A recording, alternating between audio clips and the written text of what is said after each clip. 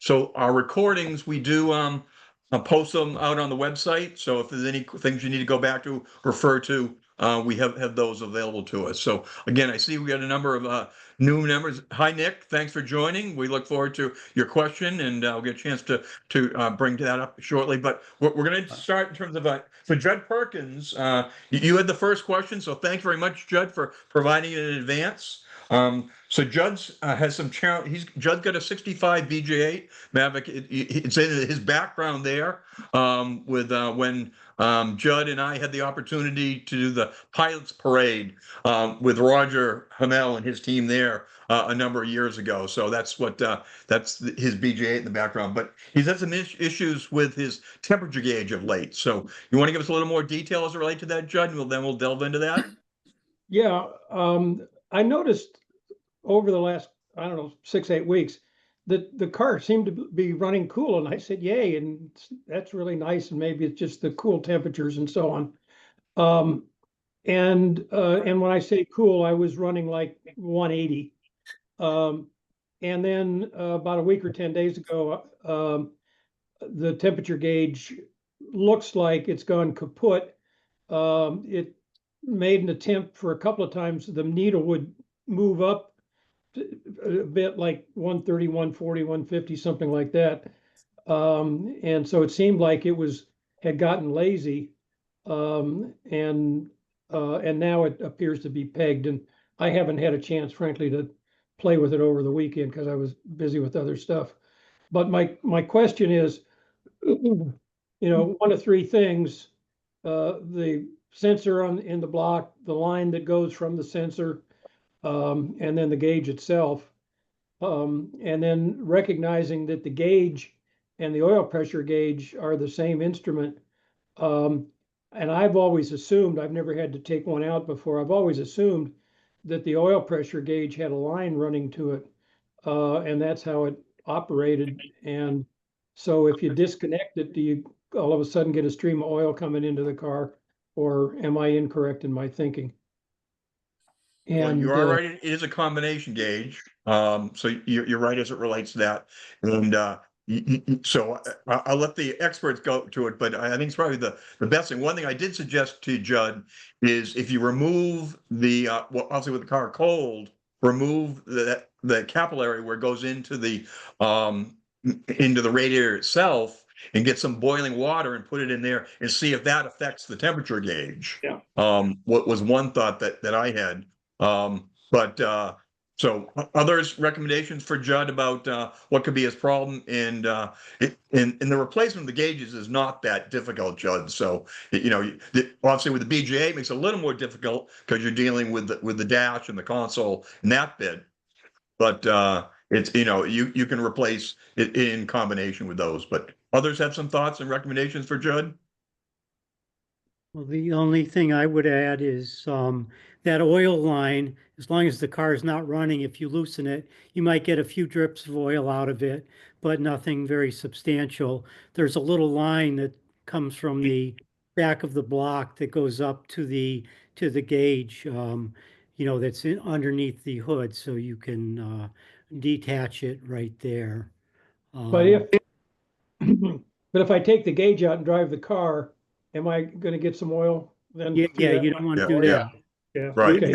Yeah. That was my real question. You could take the sensor out of the block. Now you will probably get some leakage of some water out if you do that, and that's one that's pretty difficult. I mean, you can only do like a small turn on it, so it takes a while to get it turned out. But I agree with Peter that if you put it in some boiling water, you can see if your gauge is actually functioning from that sensor or not.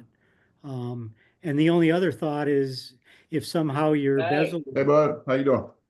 Pretty good. What's that? Got a question for you. Okay. Hey, Ken, we're gonna put you on mute, Ken. I gave you. Yeah.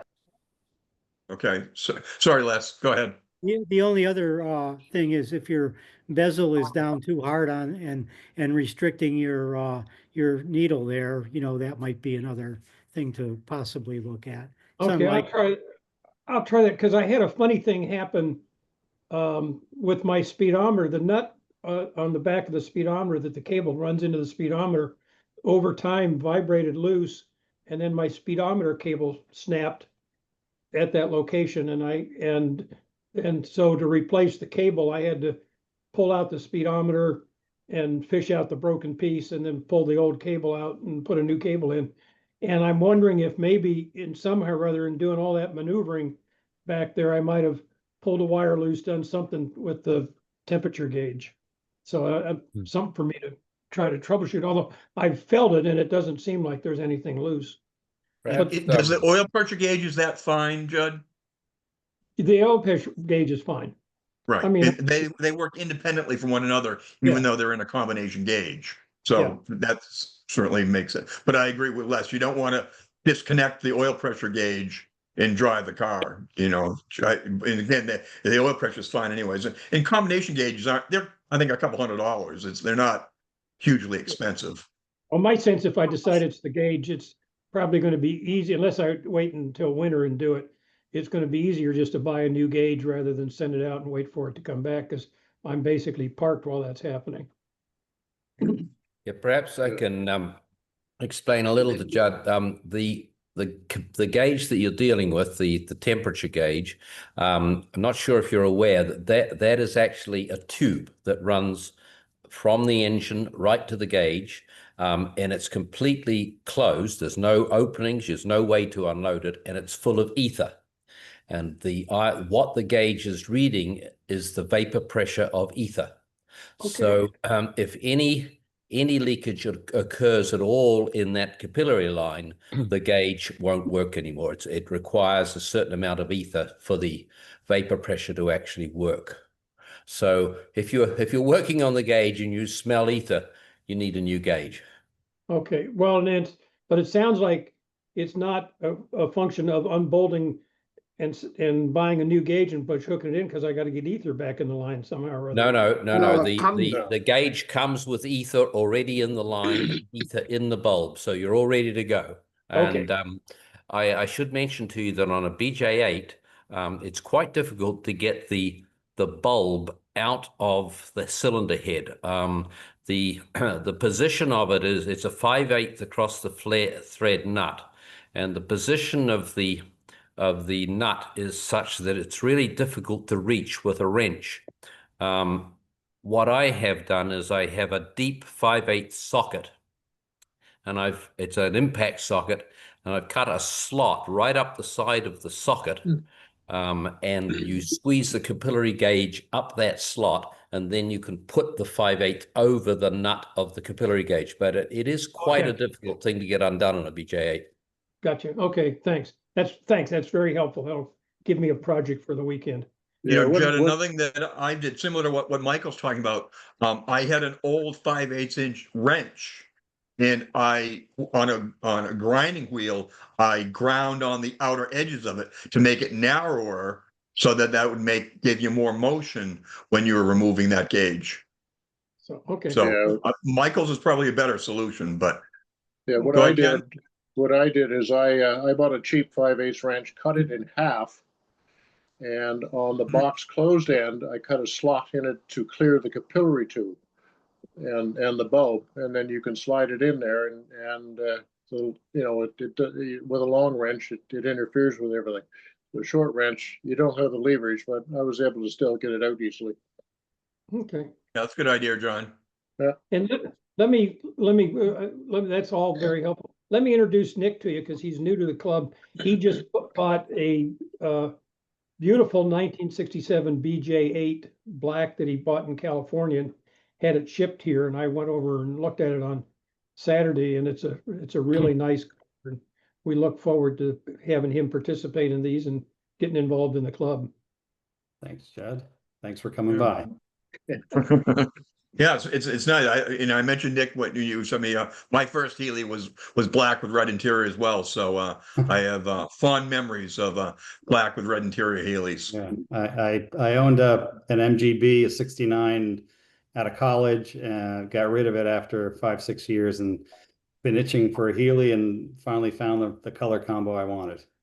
Right. And he's looking for somebody to work on the car in the Greenwich, Stamford, Connecticut area. Does anybody have any recommendations there? I know some people I won't recommend, but I don't have anybody I can recommend. Yeah. I mean, I'd like to do the work I can do myself, but anything having to do with throwing on a lift, and there's a bunch of bushings that probably need to be changed that I can stick my head under. I just like someone to do that. Yeah, so Nick, I'm not sure if Judge shared with you, but we do have a database with over 200 suppliers. It's on our in our members only section on the website. Okay. You can sort it by state, and it's by different categories. So, you could sort it for Connecticut as an example, Yeah. or New York, and look for that. But one of Yeah. the other things that we do in New England also is in the winter, we do have tech sessions in my shop. I'm very fortunate. I have 3 lifts inside Wow. my shop. And so folks, I know Ted Stanton's on there. We were able to adjust the clutch in his car earlier this year. We've worked on a number of that. So if it's something that you need a lift, I realize, Mansfield, Mass is not next door to Greenwich, Connecticut. Yeah. But if that's something of interest to you, we do run tech sessions in the winter to help members out with their cars. Yeah. Appreciate it. I'll think about that. Thanks. Great. Okay. Well, welcome.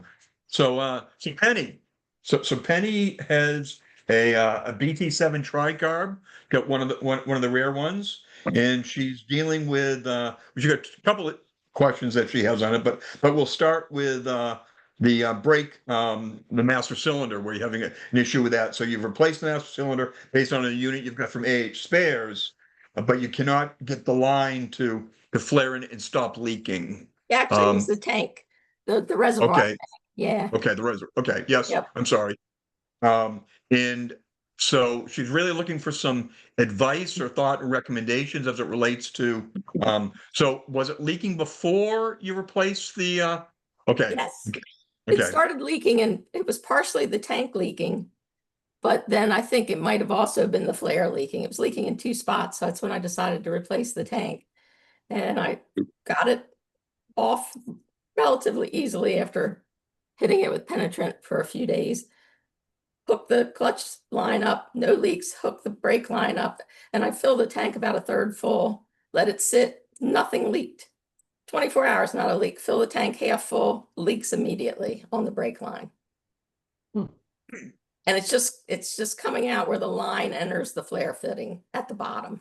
And it's not a drip, it's just a slow, you can just see it moving right down the line. And I've taken it on and off probably 10 times now, snugged it up, back it off, snug it up, back it off, snug it up, back it off, snug it up, test it. I think perhaps your leak is perhaps not from the flare fitting. It's most likely the fitting in the bottom of the tank. It's like a bolt with a nut on it and a washer either side of the thin sheet metal, and they're very prone to leakage. Okay. And when you're undoing the flare and doing it up again, it's very easy to loosen that off. So my guess would be that that's probably what the problem is. The difficulty is it's very hard to reach the nut because, as you know, when you look inside the container, there's a container within a container. The small container is for the clutch, and you can't reach the nut for the brake because it's hidden behind the clutch container. So you've got to take the clutch container out, tighten the brake container, and then put it all back together again. And it's a real pain. But my guess would be if you're getting flow from it, it's not the flare, it'll be at that washer and that nut. Okay. Even on a brand new tank, huh? Okay. Yes. Right. So particularly if you've been taking it on and off a few times. And these days, I think they use a nylon washer on either side on that. And it's not as great as the originals were, but it does work. Okay. So I'll try that. that's where you should start looking, I think. Okay. All right. Dale, you got your hand up? You got a recommendation for Penny? I saw something on another website where the Moss motor reproduction tank doesn't have the correct number of washers to seal. Well, So I'm not using moss. I had ordered moss originally. It came in. I saw it did not have it correct. I called them and they said, well, that's too bad. That's just the way it is. But then I ordered one from AH Spares and I checked with them and they said, no, ours has this. And they showed me what it had. So this is an Okay. AH Spare. never I'm mind. Yeah, still dealing with moss, but buyer beware on moss right now. It's not as they describe in their PDF. There's no crack in your flare, is there?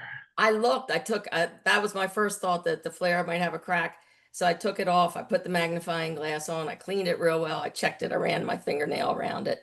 I don't see anything, and there's nothing in the line. Now I checked everything on that. All you can do is wipe it down and look up, you know. All right, that's all I got. Okay. Well, Michael gave you a suggestion there, Penny, as it relates to, unfortunately, means taking everything off again. But, and what are you using for brake fluid, Penny? .4, not Okay. synthetic, just regular .4. Okay. Yeah. So then, yeah, and that's probably the issue is with that combination there. I realize it's a brand new gauge, but maybe that something did happen on the bottom side of that, and if you can take that off again, and takes a bit of work, but maybe that's a possible solution for you. No, I'd rather do that than pull that hard line off. So that's, I was dreading that you were going to say the hard line's bad, pull it, because it didn't look like a very fun job. No, that's true. That's true. And then you also have a question regarding the bushings in your anti-roll bar. So Nick, I think you had the exact same question that Penny has as it relates to that. So you've ordered poly bushings to replace that? Yeah. And that we were just asking for any recommendations and tips for removing those? Yeah, I didn't know if there was, I know you don't tighten them all the way up, you put it back on the ground, but is there anything I need to look at when I pull them off, or you just jack it up, unbolt it, take it off, put the new bushings on, lightly tighten it up and then drop it to the ground? Is that correct? Or So your old rubber, I assume the old ones are rubber bushings, Penny? yes, yes. Okay, and they're just corroded and rotted They out? look like they're pretty, the rubber looks pretty cracked up. I sent you photos. They're not horrible, but while I was under there, I saw all that and I thought, well, I might as well do it. Yeah, I saw that they were, compressed and whatever, but Yes. Just for clarification, are you talking about the bearings for the sway bar or the eddy roll bar, or are you talking about the end struts? I might not have the terminology correct, the two little end pieces. The end struts. And then the piece that bolts to the There frame. are, which I have new yeah, ones of those too. there are bearings in those brackets on the frame, Okay. and then there are 4 of little donuts, Yes, essentially. the 4 donuts. I can tell you that in my experience, other people will disagree with me, but in my experience, the synthetic bushes are too hard, and you tighten them up, and very often the pin, which has the 2 threads on it, will break off. Okay. That needs to have the flexibility of the rubber or be very soft polyurethane. That's I got the softer poly for those. Yeah, it should be all right, but they in my experience, when they break off, it's usually because they have poly bushes. Okay. Okay. did you get those from AH Spares as well? I did not. I got those from a head for Healy's. Okay. They were out of them when I ordered them. So they recommended ordering them. They said these guys carry it too, so just order them from there, and I did. Do you have to lift the car to change those bushings? Or can it be done on the ground? Yep. You're not on the ground. I know Nick, you got the exact same question. Yeah. Well, mine has to do with the inner bushings and the strip bolt, but yeah. But you can do it on the ground, okay. Yes, you're laying on your back. Mm-hmm. Well, I have a 125-year-old barn on my house that has a pit. It's 4 feet deep, so I can kind of sit in there and get under the car a little more easily than laying on my back. Oh, that's handy. Okay. Very handy. Yeah. Well, that's good. Yeah. Can I ask Mike Salter a question about the brake reservoir? Yeah. You there, Mike? Yeah. Yeah, I'm here. Okay, the inner sleeve inside that brake reservoir, how is that held in there? Because mine has come free. It's just sort of resting in there. Does that just push down onto the fitting in the bottom, or I thought it was silver soldered in there? This is the inner container. Yes, for the clutch. Originally, the inner container, there was, if you start at the bottom, there was the nut Then there was a fiber, I think it was a fiber washer or a synthetic rubber washer. Then there was the sheet metal of the container, then another washer, then the inner container, then another washer, then the nut. Oh, and a steel washer on top of the soft washer. So it was quite a complicated. So there was a seal washer between the clutch reservoir effectively and the brake reservoir. You follow that? I think so, yeah. Yeah. So it was definitely sealed from the brake master cylinder, the brake reservoir. Right. Okay. So if it's come loose, somebody probably put it together again and then realized they'd left it out and just dropped it over the thread. Well, it was a brand new one from Moss. Really? It's not right. Yeah, but it's free kind of floating around in there. Yeah. So See, the theory is that if you get a leak from the clutch, you won't lose the brakes. That's what it's all about. And vice versa. Yeah. Yeah. Well, clutch isn't so bad, but brakes, I don't like you losing brakes. No. Okay, so that it's not a sleeve that's sort of forced down over. It's actually got a hole in the bottom, and the nut is down inside. It's like a U container. That's right. It's a container within a container. Right. Okay. Well, something's amiss because it's just moving around in there. But I don't have any leaks. That's good. But John, I don't know if you heard what Penny said when she went to order a new one from Moss, they didn't have the right connection there to hold it in. So is that when you restored the car, is that when you replaced it? Yes, I broke the whole unit. Right. Yeah. Okay. But you think it just come loose recently, or it's conceivable it was loose all along? Well, that's possible too. It could have been loose all along. And I just never noticed it. And everything's no. If there's any intermixing with the fluids, I don't know. And I don't have any leaks anywhere, so the fluid's not dropping. So everything still works fine.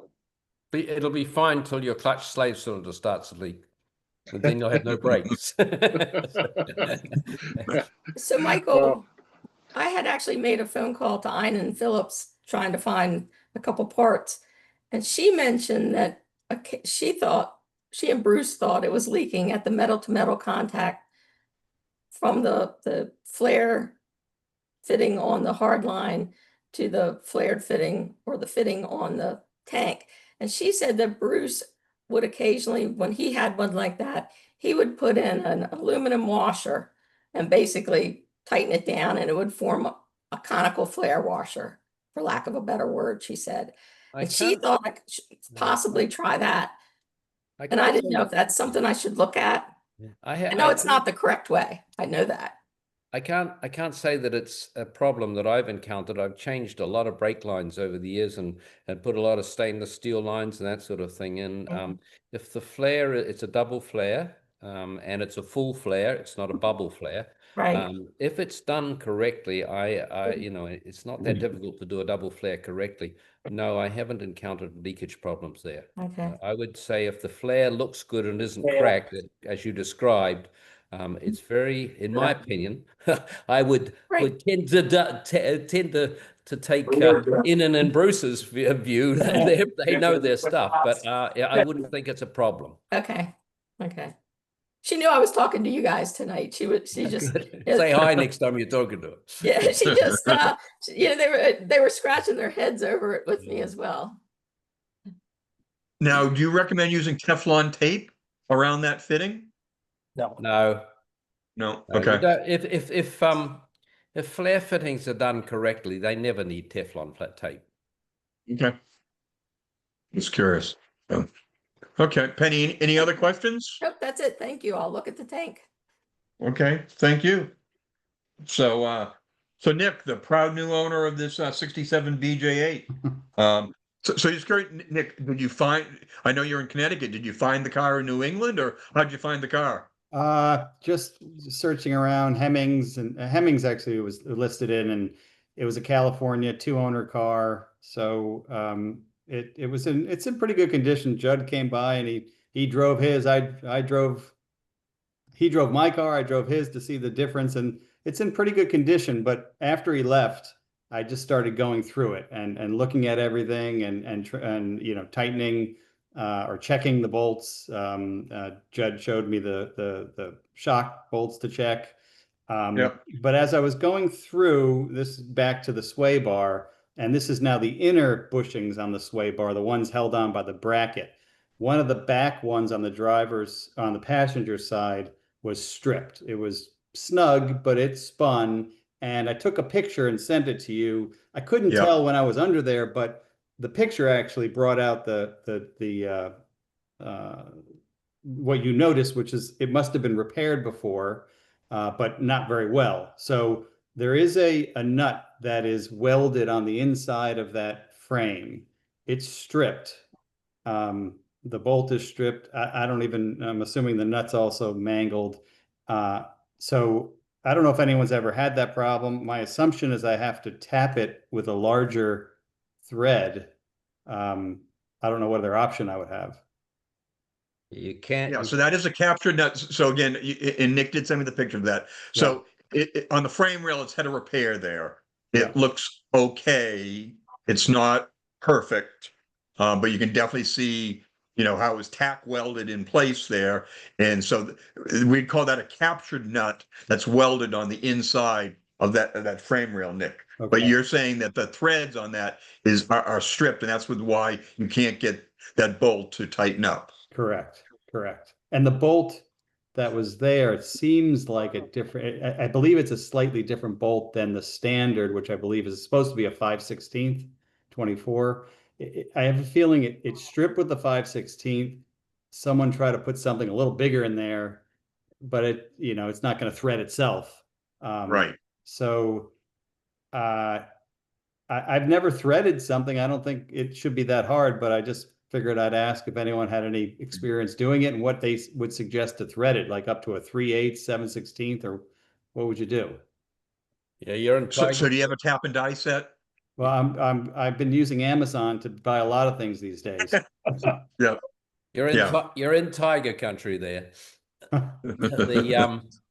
That to do the repair properly, you literally have to take that plate right off, make a new plate with the two nuts on it, and then weld the whole plate back into position, which is a lot of work and it takes a lot of skills. I have successfully in the past tapped them out with a proper tap to 3/8 as you're talking, and I made up a stepped stud. So the stud screwed into the frame, the 3/8 screwed into the frame, and then you could put a nut on the side to hold it on. It took a bit of work, but it was a lot less work than cutting the whole plate out. You couldn't just thread with like a 3/8 into the I don't think a 3/8 will go through the bracket, will it? Don't think the hole in the bracket's big. Well, you could drill it out, but it's getting pretty. It's not a lot of material there to work with. Right. Yeah. Okay. I'll that. So my suggestion, Nick, is you want to do as small a tap as possible. Now you could conceivably go to coarse, where originally it would have been fine. Yeah. But I think Michael suggested. Don't you want to do that, Michael? Okay. No, that won't work. You have to go up to 3/8. Okay. I think it's also 3/8 24, isn't it? If I remember correctly. Yes, it's 24. So if you go to 3/8 24, and then you make up a stepped stud. Now, not everybody has a lathe, but that's how I do it. Okay. Right. Let me. Then I will Loctite the stepped stud into the tapped out cage nut or lock nut, and then you're holding it on with a nut. It works, and it's a good permanent repair. Wouldn't it pass concours? We'd nick you for that, but you'd be right. Yeah. No, I see the problem. I'm going to take a look. I mean, the other option, your problem with putting a 3/8 bolt is the fact that the bracket is too thin. What if I created a new bracket that was a little thicker? But I don't think that bracket is anything but aluminum, is it? No, it's steel. It's zinc plated steel. Well, actually, originally they were painted, but it is the ones you buy now are zinc plated steel. But there's not a lot of room at the sides, as I recall. It's only ½ inch wide at the most. Yeah, it's not much. There's not a lot of wiggle room there. Oh, okay. Just be careful. Go ahead, John. Yeah, just be careful if you do thread it with 3/8 24. I've had those pressed in or tack welded nuts break free. Mm, And so when you do it, you're probably best to get the tap drill size for a 3H24 and run it in first. And I don't recall what it is.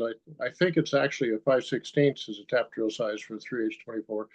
But lubricate it well when you're doing it, and run the tap in a couple threads at a time, back it out, clean the threads, because if that nut comes free, you're screwed. right, Yeah. The one exactly. thing I was thinking of is one of those drywall things that you push in and it expands out. You don't want to do that. No.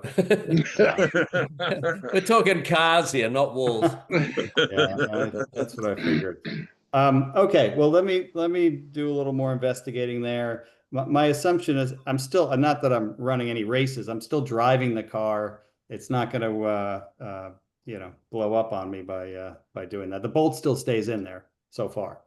Because you got the front bolt on there, so the sway bar is in place. Yes. It's firm. Yes. And you just don't have the second Well, it's nut no, bolt in there.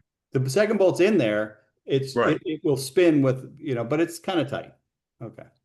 All right. Thanks for that. I have a couple other questions. Do you want me? Hey, Nick, before you do, just to the group, instead of, I think the tapping idea is the best, but as John mentions, like, you don't want to get that captured nut breaking loose. Yeah. Because then you have to open up that whole frame rail, which is not ideal. Again, someone's been into it there already and did an okay repair, but not an ideal repair.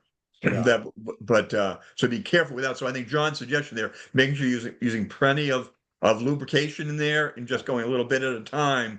Don't go crazy with it. That's and then again, Michael's suggestion of having that be a stud up in there, it wouldn't put that much pressure on it, and then you get that all closed up, and then use that nut to tighten it down instead of using a bolt. Gives you that as an option there. Yeah. No, that may have to be the way to go. I don't have the fabrication to make that, but I got to figure out a way to do it. I can tell you, when I built my first BJ8, I didn't even know they had front anti-sway bars. I drove it for several years without one, didn't even know. All right, that's comforting. Good. Can I go through a couple other questions? Absolutely, yeah. All right, You're on. and I apologize if some of this is sophomoric, but it's I've only owned a BJ8 for 2 weeks, so bear with me. The steering box, amongst many things I've been sort of checking, the steering box, I popped the bolt at the top. Seems like it needs some oil. I don't see oil there. I haven't thrown a dipstick, but I've shined a light and it needs oil. So one, can I just top it off with something? Like I'm reading 85W140. Some people say John Deere cornhead oil. What do I do? Without having to drain it ideally, because God knows what's in there. The steering box are very prone to leak because the shaft that comes out of the bottom of the steering box rusts where the seals are in the bottom. So you get a leak past the rusted section of the seal. So lots of people will tell you to put cornhead oil, and it does work. I don't see any good reason why you shouldn't do it. I just don't like doing it. I like to do things right. And for me, it's a major undertaking because you have to take the steering box apart and rebuild it to fix it properly.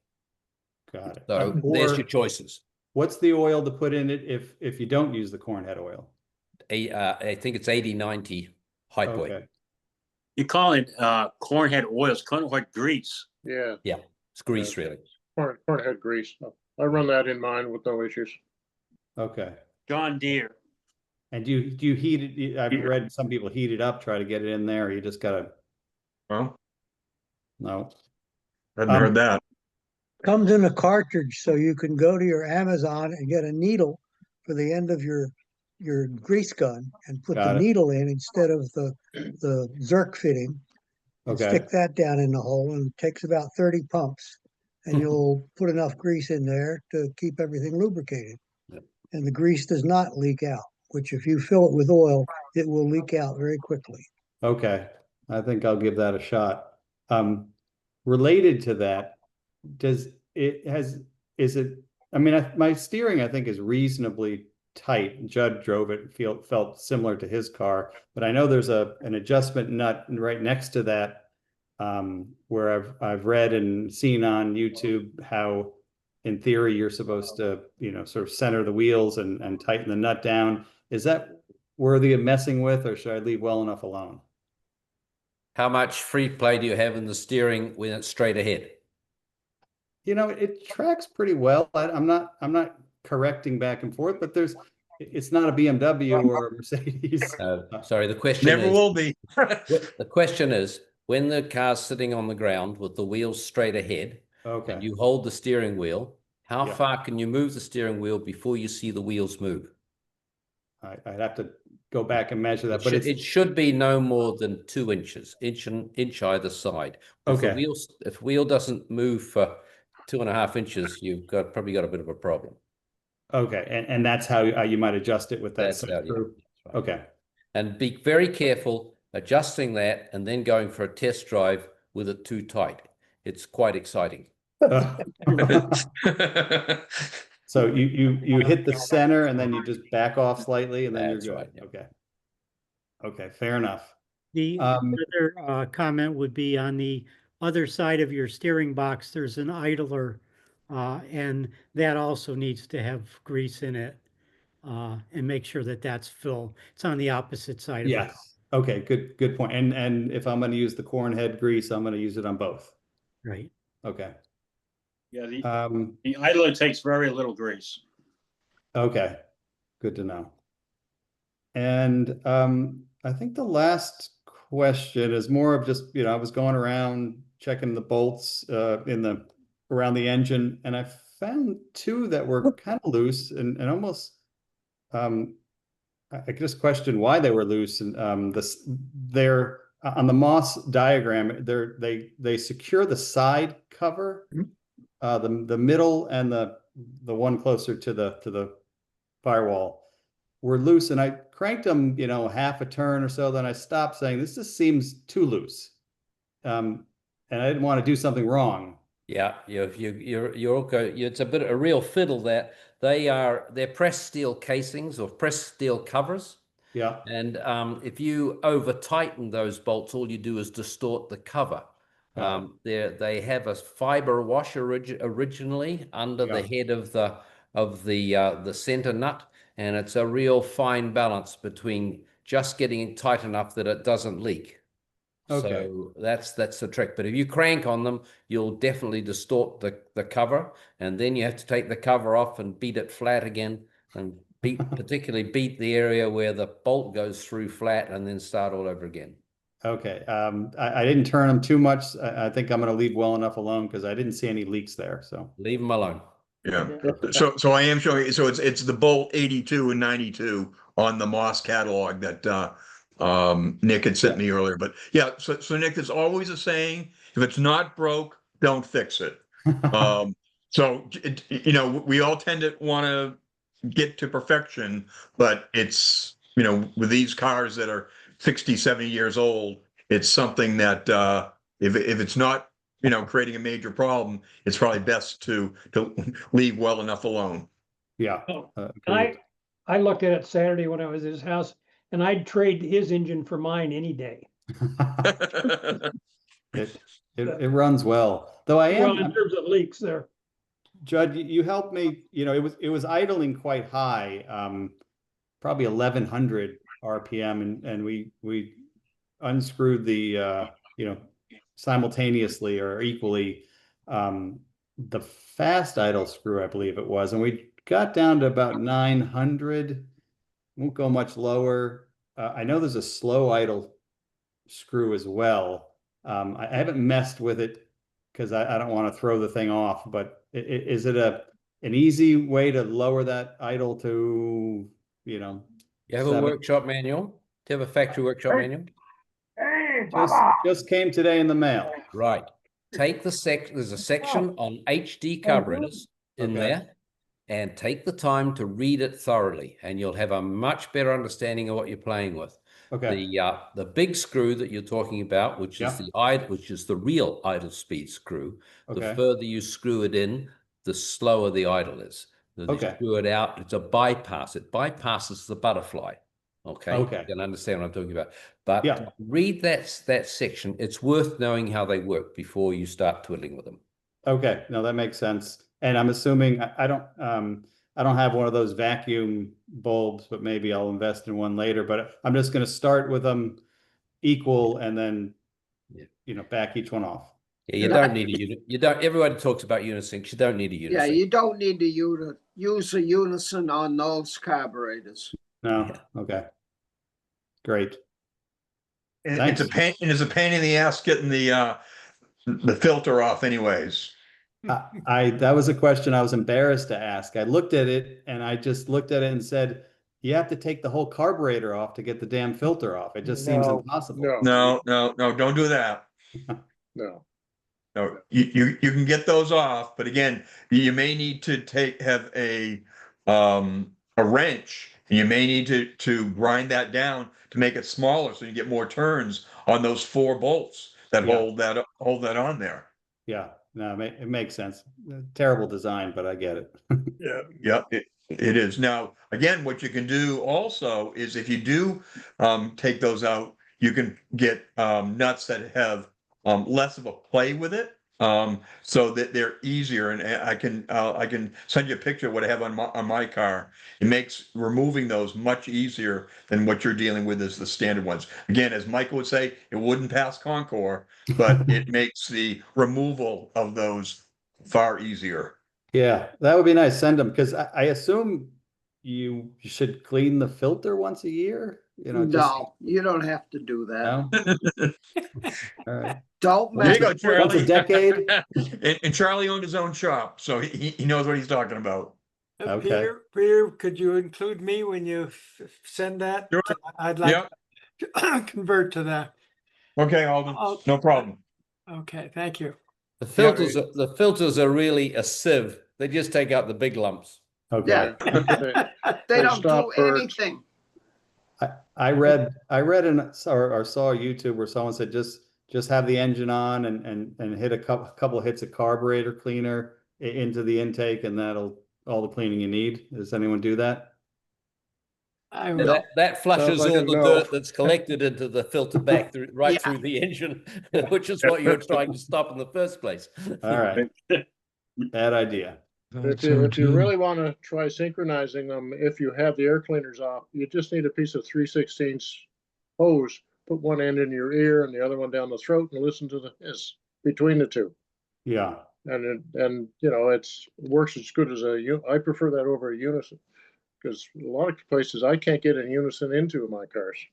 It looks tight, yeah. And then the adjustment you're making is with which screw when you hear that? You really need to study the manual before you start. There are 3 different screws on on those carburetors, and you don't want to mess with any of them if you don't know what you're doing. Yep. We used to have a shop, in my shop, we used to have a line item called RTFM, repair. Read the effing manual. Yeah. Sure enough. Well, oh, you didn't tell them there was a 3rd screw, did you? Well, again, because if you mess with the screw, you're screwed. Yeah. So. Yeah. Understood. Well, I just got my manual today, so I got a lot of reading to do. That's great. A little bit. And then you also had a question regarding the differential. Yes, I think I'm amongst everything. I flushed and put new antifreeze in yesterday. I'm going to move to the engine oil, to the transmission oil, to the differential. I know the engine and differential, and transmission oil to use, I believe. And then I wasn't sure on the differential. So what was the recommendation that you have for the engine oil?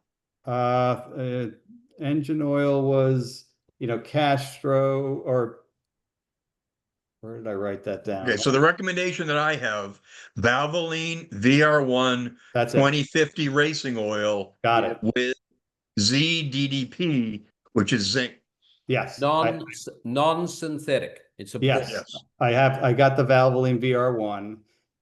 For the transmission oil, most people say 30 weight. Some people say 40 weight in the cold, but I'm assuming 30 weight. 30 weight, Michael has a different non-detergent. opinion.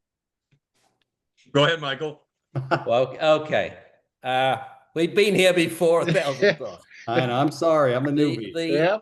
The detergent thing started way back in the early days with Porsche 356s, where they found that the material they were using for the synchromesh cones dissolved in this stuff.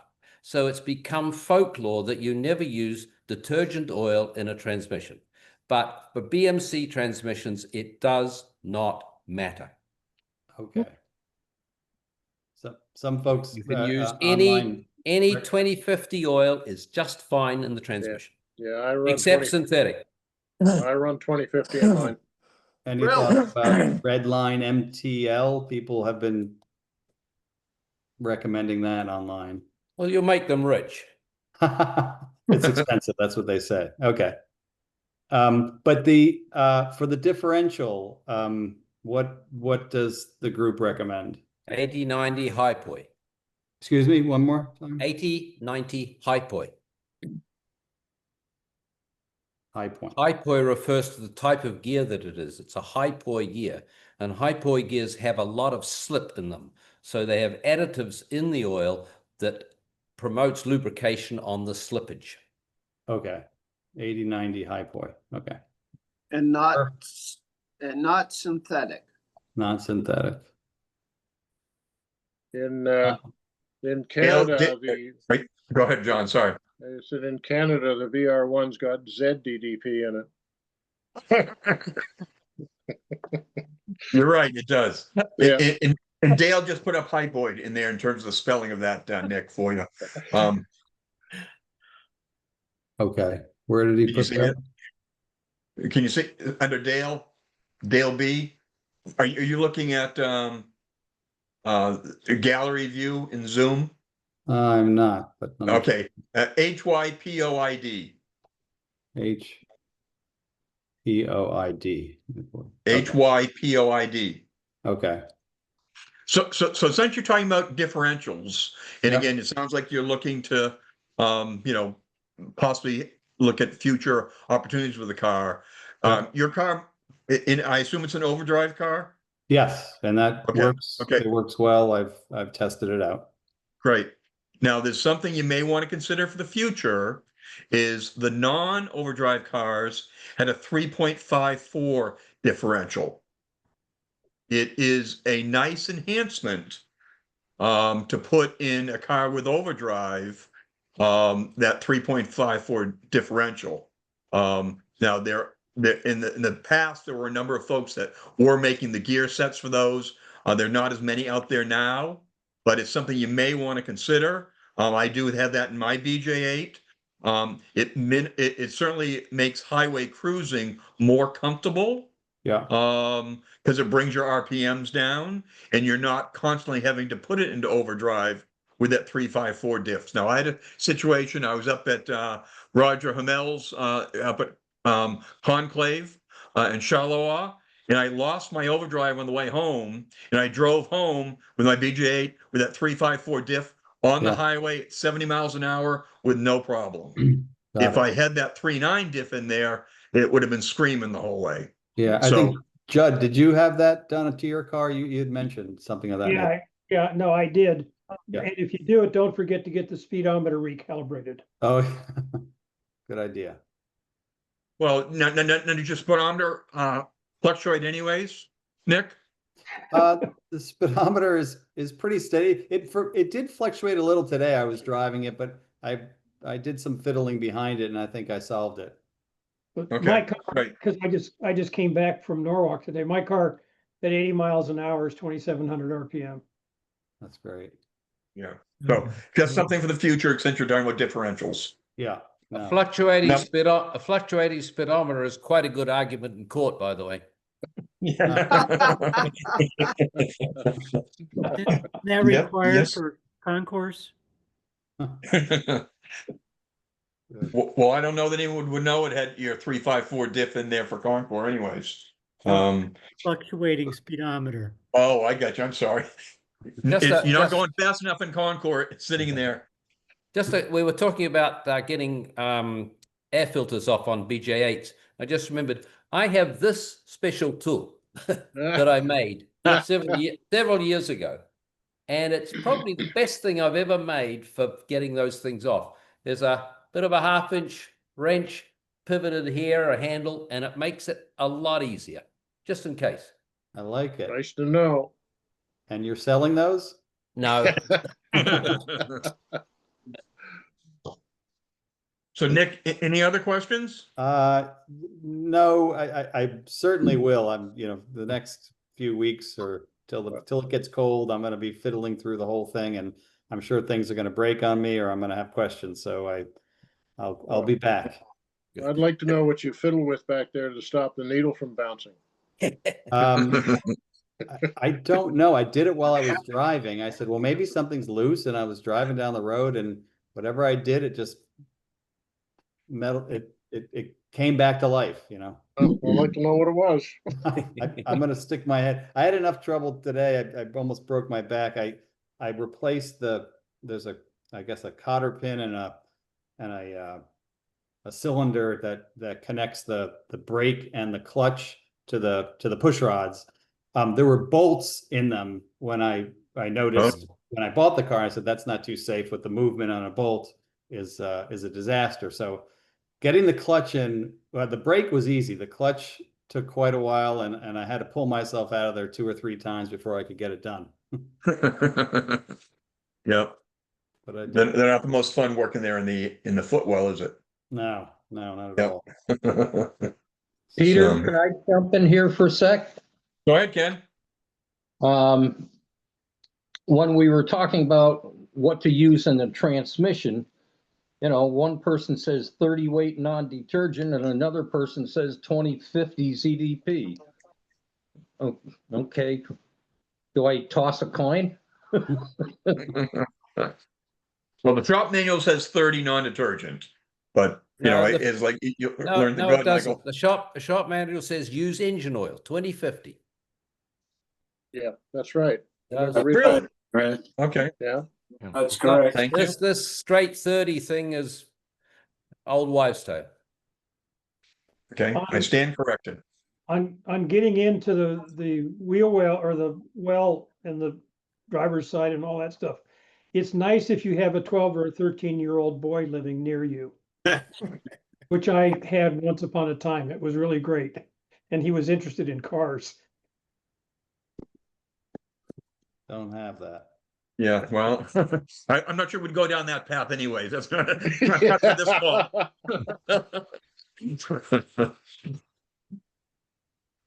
Peter? Yes. I have a question. My directional signals stopped working, all of them. Can anybody tell me where I start to even look for a problem like that? Does the fuel gauge work? Yes. Okay, so it's not a fuse. There's one wire. Well, hang on. The circuit goes essentially from the ignition system, the ignition fuse, through the flasher unit to the box on the inner fender, and then up to the switch, then back to the box in the inner fender. So you've got quite a few things to check. But if both are not working, I would start by looking at the flasher unit. I've got a wiring diagram, so I can figure that out. But what he's saying is the flasher unit itself, Ted. Right. Not the wiring. The flasher unit's the most likely cause of the problem. But the flasher unit very often fails because there's a short somewhere and it cooks the flasher unit. Do you know whether it's a 2-light front or a single light front? He's got a BN1, the 100.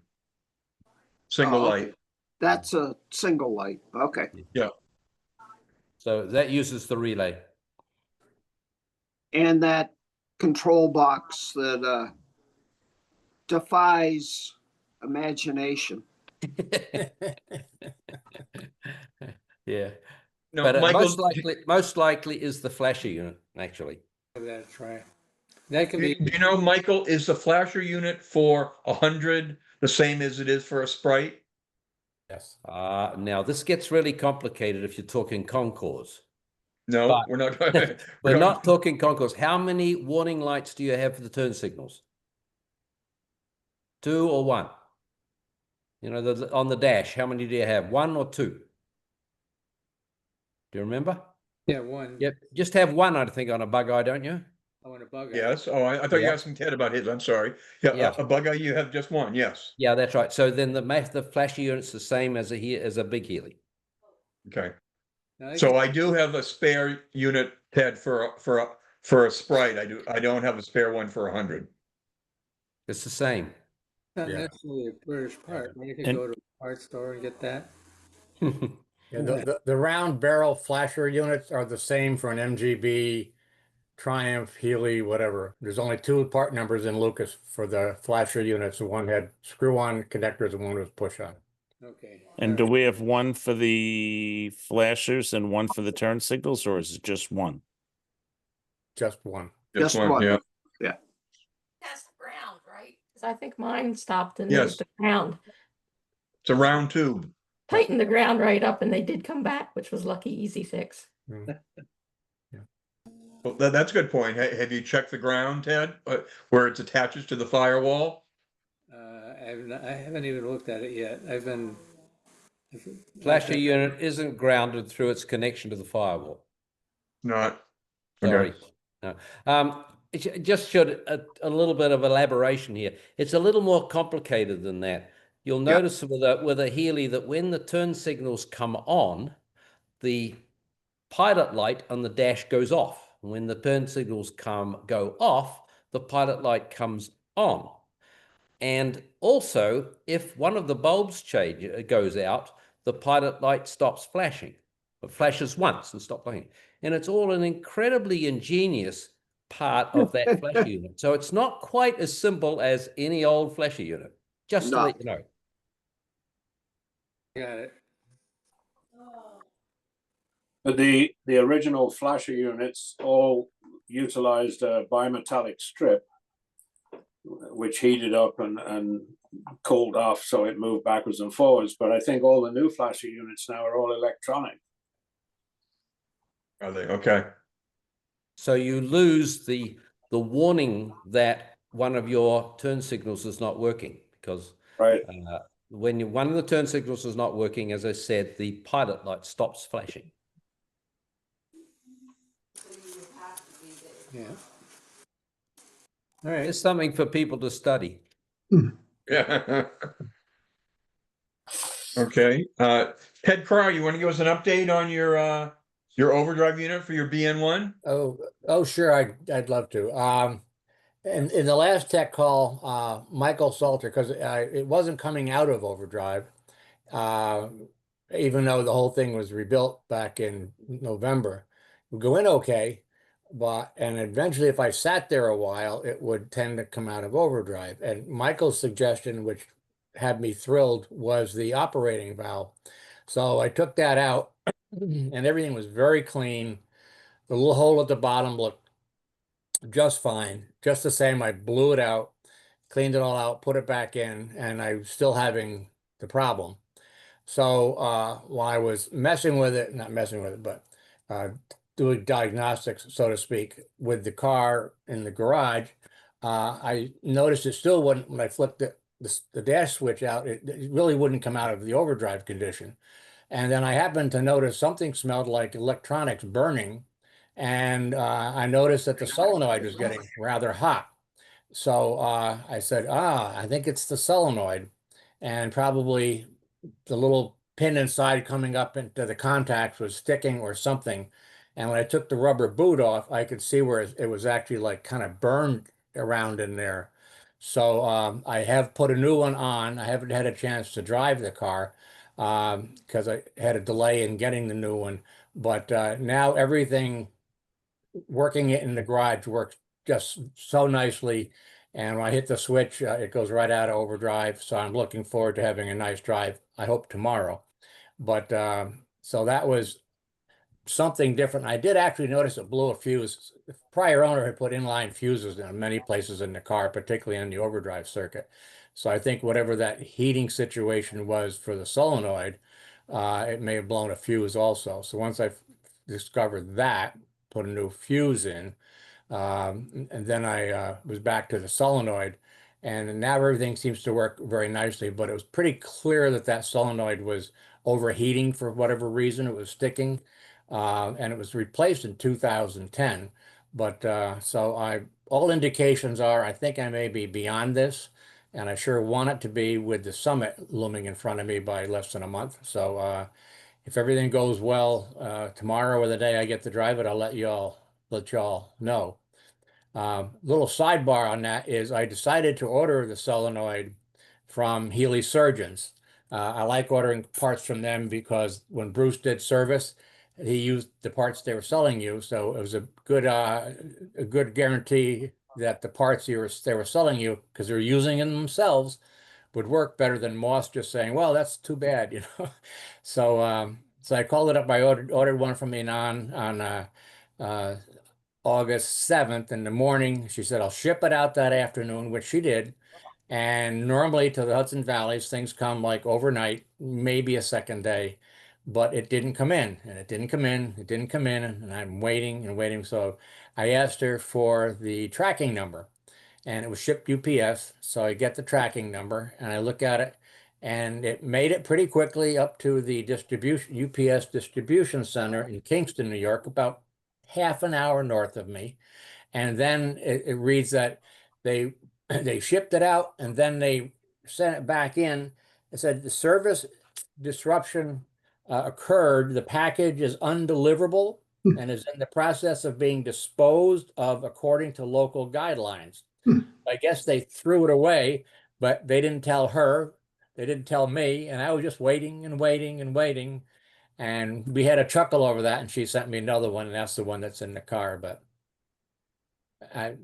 yeah. Okay, I need to talk to you a little bit about the solenoid. Okay.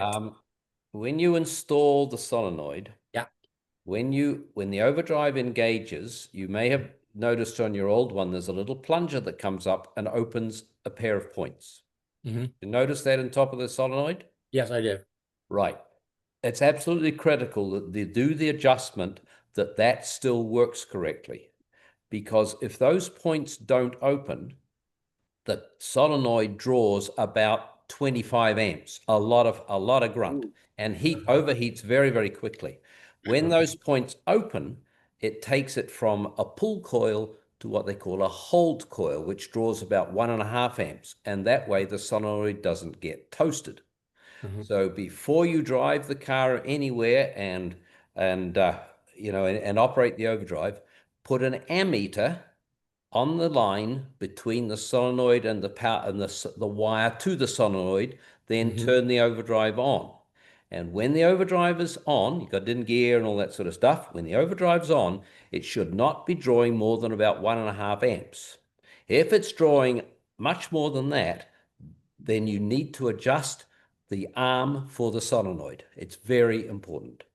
And that's the arm on the other side of the overdrive. That's correct, with the pinch bolt on it. Okay, I have done that, but I'll double check things. You need to make sure that it's working correctly, or you'll just cook the solenoid again. Okay. Very good. Thank you. Yeah. All right. Now, when you hook up that amp meter, do you hook it in parallel or in series? You hook it in series, so the power is going through the ammeter to the solenoid. Okay. Great. Penny, did you have another question? You had a question in the chat? When you were talking about the rear end oil, the hypoid oil, I'm assuming you still have to use GL4, or is that not correct? So you're talking about for the differential? Yeah. GL4 is the right stuff to use. Okay. Because that's what I've had trouble finding is GL4. It's hard to find it at all anymore. I found it, but That you said You're not going to GL4 find it on most local store shelves.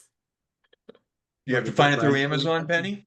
I did actually. I went ahead and I found Stay Lube through Amazon, which came out to be significantly cheaper than at my Napa. Okay.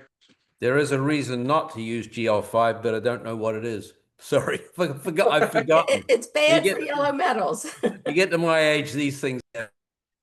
Bad for brass and yellow metals, apparently.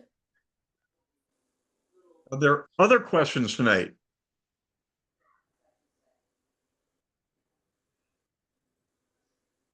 I'll offer a suggestion. No more questions from me, but Go ahead, Ted. something I've found useful is on the web, there's the Austin-Healey Experience website. They have the same thing for Triumphs or MGs or whatever, but you can go on there and ask a question. And I got many responses from people. So if you don't want to wait for the monthly call or something, that's another resource to use for people's opinions. And it's worldwide. You get responses from people in Italy and all over. So I found that either just good reading or helpful at times too. What do Italians know about British cars? That's where they Speaking can of- HNT Sprites and Minis, right? Yeah. Well, there's 104 on Bring a Trailer a couple of weeks ago that was restored and put together in Italy, and it still brought pretty good money though. It's called Fix It Again, Tony. Yeah. Yeah. I had a Fiat once. Yeah. Yeah. The Other Fiat questions? 850s, they took them out of the country because they rusted so bad they'd lose, the battery was in the front and the engine in the rear, they'd lose continuity in the body. Yeah, And yeah. that's why they stopped selling the 850s back in the 70s. I have a question. Go ahead, Peter. What would cause my car runs fine normally? I've got it idling at about 900. And then even while I'm a nice drive, nice weather, the idle stop at a light, the idle drops to 600, and it's almost like it's going to stall. And then it resumes back. Drive it for another 10 minutes, and it's back up to 900 again. Which model Sprite? Which model It's Healy do you sorry, have, Peter? it's a BJ8, Phase 1 Okay. BJ8. I've checked the coil. It checks. It seems to check all right with the resistance. I checked the floats.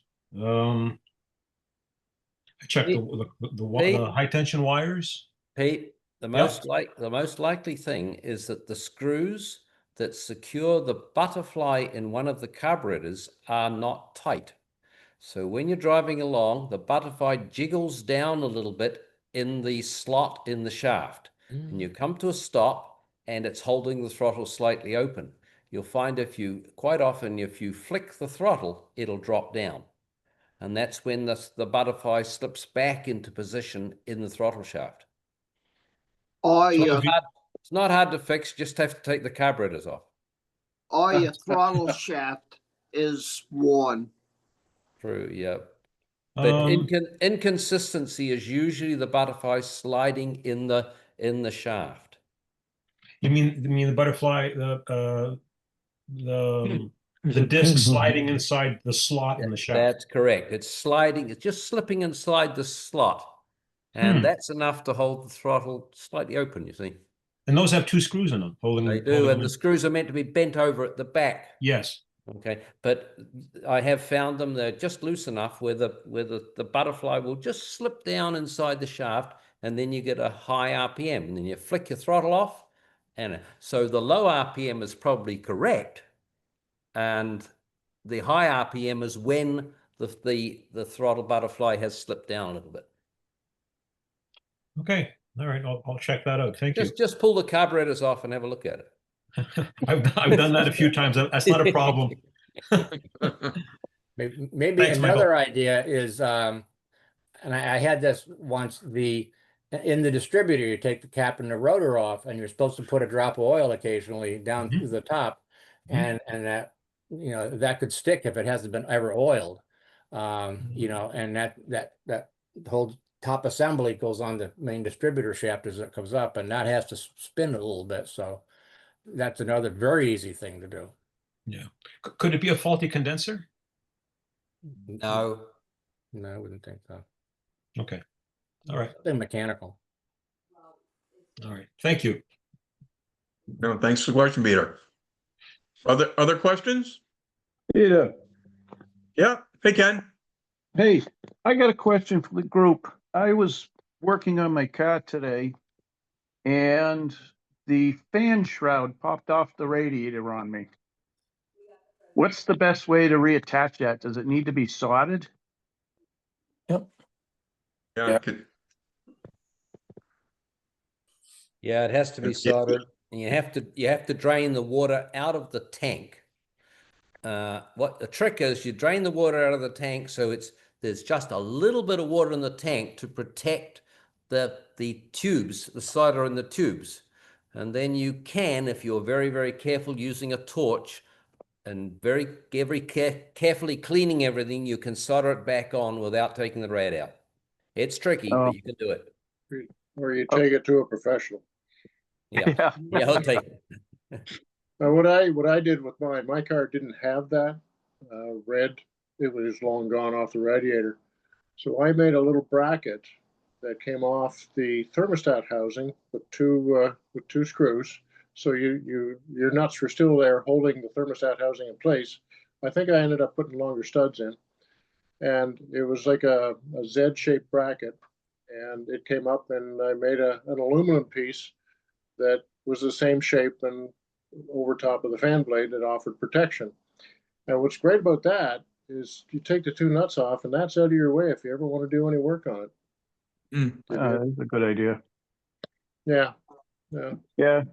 I'm just fortunate and lucky that it didn't come off while I was driving somewhere. Yep. Oh, yeah. Exactly. Yeah. I've heard of people epoxying those back on, maybe with JB Weld. I don't know how well it goes, though. Yeah, I thought of that, but I didn't know if that would be a good fix. Yeah, you got to really clean the metal up, really, right down to bare metal, and wash it down with a degreaser before you do apply the epoxy so it bonds properly. Do it once, do it right. You're right. Yeah. Now, is that soldered, what, 3 places on that, on the shroud? Yeah. Yeah, 3 places. Okay, the 2 corners in the center? Yep. Okay. Well, that sounds like a fun job, Ken. Yeah. And getting back to directionals, I had another question. My directionals work fine, but no matter where I go left or go right, both the indicators on the dash flash. Ken's gonna be Sounds like you have an electronic flasher unit in it. Yeah, I don't know. It's been like that since I've owned the car almost 21 years, and it's been that way. And like I said, the directionals work fine. Front and back left, front and back right. But every time I put either directional on, both indicators on the dash, they both blink instead of the left or the right. But Michael, you think that's the flasher unit again? My guess would be that you've got an electronic flasher unit installed. Things behave really weird when you use an electronic flasher unit. First place I would look would be to see if you have a genuine Lucas flasher unit. Not a Lucas electronic, not a new one, but an old Lucas flasher unit. Okay, I'll check that. So did they have electronic flasher units 20 years ago? They did. Okay. A friend of mine recently needed one for his 1954 TR2 and got a new flasher unit from Moss, and nice and shiny, but it didn't work. And he had another spare that was kind of crummy looking in the back of the garage, and he cleaned that up and made it look better and put that on. It works fine. I've had the same experience with new ones. Yeah. So. Yeah. That's encouraging, right, Ken? Yeah. Yeah. Boy, speaking of Moss, I just had to replace my brake master cylinder, and Moss wanted like $125 for the TRW Lucas one. And I looked at that place out in Oregon, northwestern parts, I think it is, or something. It's on our website. And I was able to get the same Lucas one for like $90. Yeah. And it was like $84 through AH Spares, but by the time you figure the freight, and I got it in 3 days from Oregon. Yeah, good. Yeah, I've had very good luck with Healy surgeons down in Maryland, and prices are usually less than Moss. Yeah, Moss seems like they've gotten awful expensive lately, and that if they've got the part, a lot of stuff on back order. Yeah. Now, is Enid working 4 days a week now, Ted, or is she working? I think it's still 4 and maybe 4.5 once in a while. It Okay. says what their, it says what their schedule is on their website, but Right. I got one question, if you got a minute. Go ahead. Go I ahead. want to ask Michael, you mentioned a number of sessions ago, sometime early, maybe spring, what you thought about electronic ignitions. And what is it? I can't remember just what you said, but you said either they were junk, don't use them, or what? There's Pertronix, and then I guess AH Spares sells one too that's made in Germany or something. What's your thoughts about those? Well, my thoughts are that ignition points were used in cars right up until the late 60s, and they were used literally in millions of cars, and they work perfectly well. And they are very easy to service and correct if there's a problem on the road. If you've got electronic ignition and your ignition module cooks for some reason or another, or goes wrong, and you're in east somewhere or other, you're stuck. You're dead unless you're carrying a spare with you. So I really like original points ignition. I really do. Or if you're going to use points, if you're going to use an electronic ignition, carry a distributor with you that's got points in it, so you got stuck somewhere. Just take the whole distributor out and put the other one in, or that's the way I would do it if I had one. I still use points. Yeah. Do you know anything about the electronic ones that are made in Germany? Have you heard anything about them? No, I don't know anything about them. They come and go. They've been, in the years that I've been working on these cars, there's probably been 10 different systems that have come along. And they all have the same problem. Yeah, eventually they seem to fail. I don't know why, but they do. Yeah. Yeah, when I rebuilt the motor, my BJ8, I went, my car, when I bought it, had electronic ignition, Pertronix. I carried a spare with me. Fortunately, I never needed it. But when I had my motor rebuilt and had the distributor rebuilt, we went back to points. I found it worked just as well, if not better, than the electronic ignition. Yeah, I'm running Pertronix in both my MGA and my Healy. I've never had any issues, but you have to make sure you have the proper coil, and I think it has to be 3 ohms. They have to be paired to it. But I carry a spare set of points in each car. Yeah. The other thing I don't like about electronic ignitions from the concourse perspective, they all require 2 wires going to the distributor rather than a single wire as original. So you're going to lose concourse points, except for one system called, what was it called? Emerald? No, it was a system made in the UK up until about 4 years ago. Amethyst it was called, and it needed just 1 wire going to the distributor. I really liked that one, but I still use points. Yep. Other questions?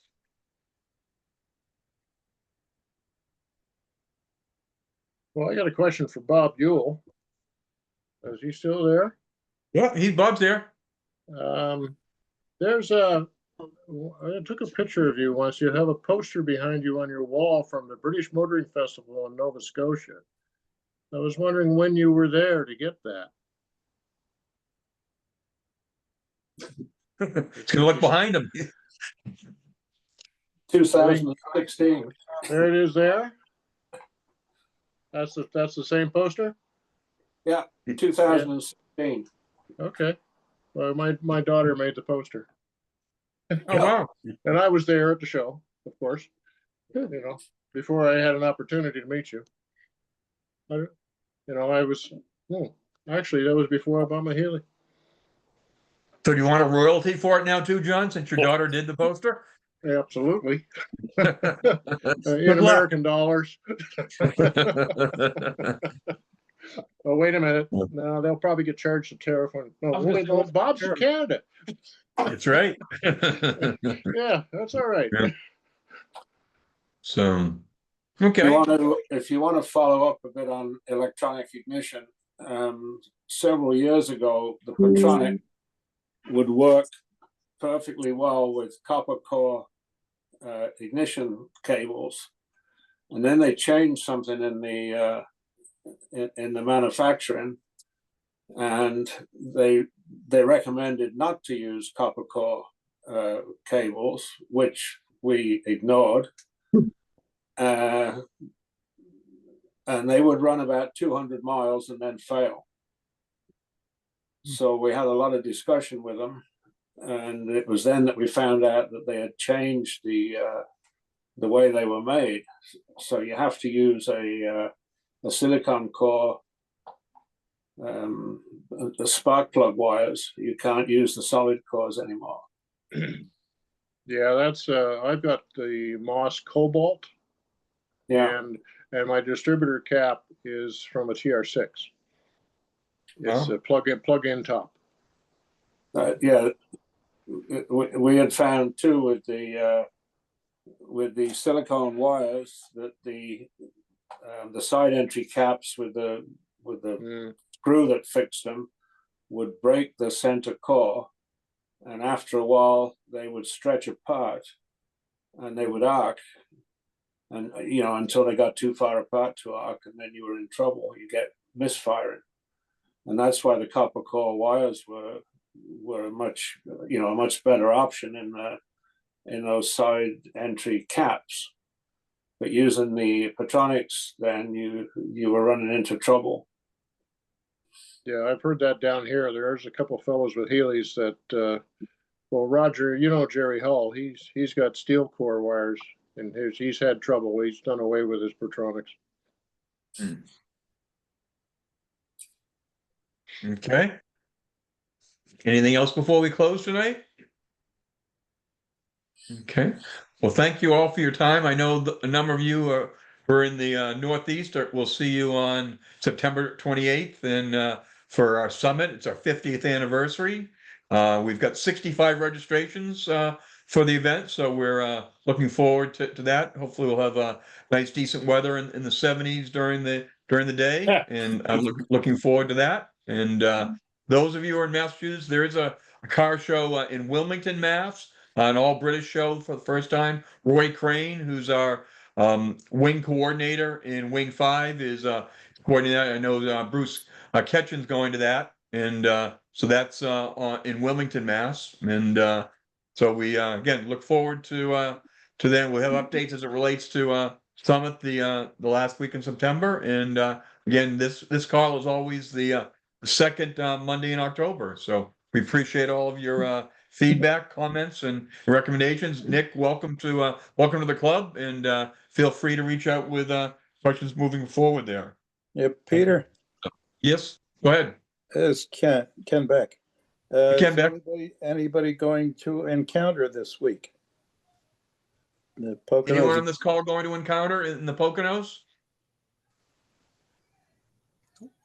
Unfortunately, I'm not driving yet. I had hip revision surgery, so I'm not allowed to drive yet. So I will not be at Encounter this year.